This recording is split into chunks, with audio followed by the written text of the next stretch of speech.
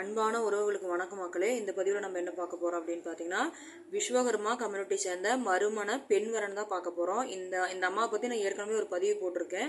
இப்போ அவங்க வந்து ஆத்தூரில் இருக்காங்க. அந்த அம்மா டைவர்ஸ் தான், ஒரு டிகிரி முடிச்சிருக்கிறாங்க. வயசு அப்படின்னு பார்த்தீங்கன்னா 35 வயசு இப்போ நடப்பில் இருக்குது. கூட பிறந்தவங்க ரெண்டு அண்ணனுங்க.